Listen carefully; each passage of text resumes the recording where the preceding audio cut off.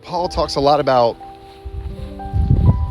the following Christ being like, the fight, the competition, the race. Like, it involves what? It involves some action, man. It involves us going out and putting our putting our all into it.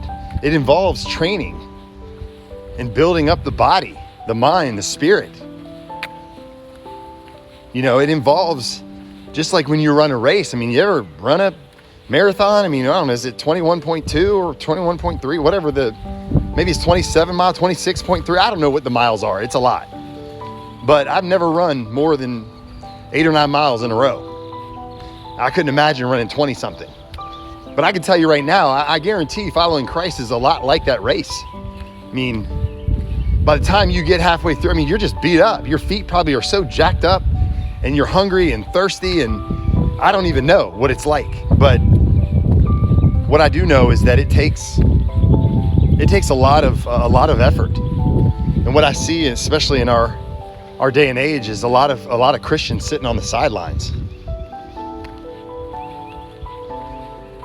Guys, here's what I believe.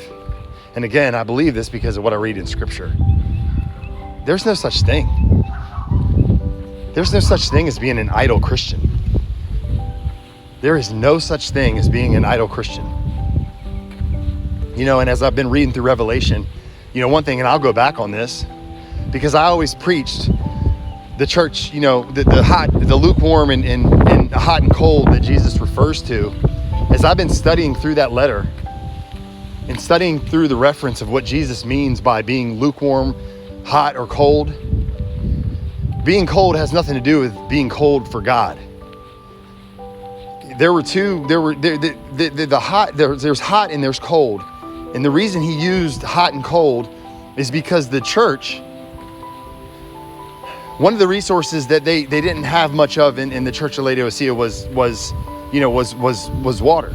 And so the water was piped in from cities, from two cities. So they have the city of Colossae and the city of Hierapolis, which I think Hierapolis was 11 miles away and Colossae was like 6 miles away, or vice versa. It could have been the opposite. I have it written down. But one of the cities produced hot water that was like calcified, like it was used for medicinal purposes. And then the cold water, which was coming from the spring, which was cold and refreshing.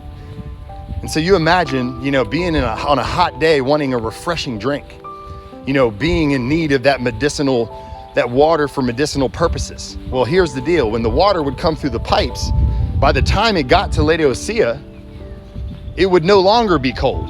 It would no longer be hot. It would be lukewarm and useless. So you want to know the meaning behind that verse? Doesn't mean Jesus wants you to either be hot or be cold for him. Hot and cold are both good. Lukewarm is useless, and he will vomit you out. That's what the Greek for spit you out of my mouth. He says, I will vomit you out. And that's what idle Christians are, guys. They're useless. They are sitting on the sideline, cheering on the team. Oh, hey, look, there's Salim running the race. Go, Salim. Like, no, get in the race with me, man. And that's another thing that Revelation is going to, what I've learned in Revelation is that we are in a spiritual war. And the enemy has done a great job of helping lull you to sleep, to help you realize that you're not in a war. You're just living life, just living for me and living for this and living for the next vacation, living for the next, accomplishment. And it's like, little do you know, you're being lulled to sleep. And what Revelation is going to do is going to open your eyes and help you realize there is an absolute spiritual war, and it is the ultimate reality of what is happening right now. And the sooner you realize that, the sooner you'll be able to walk in victory.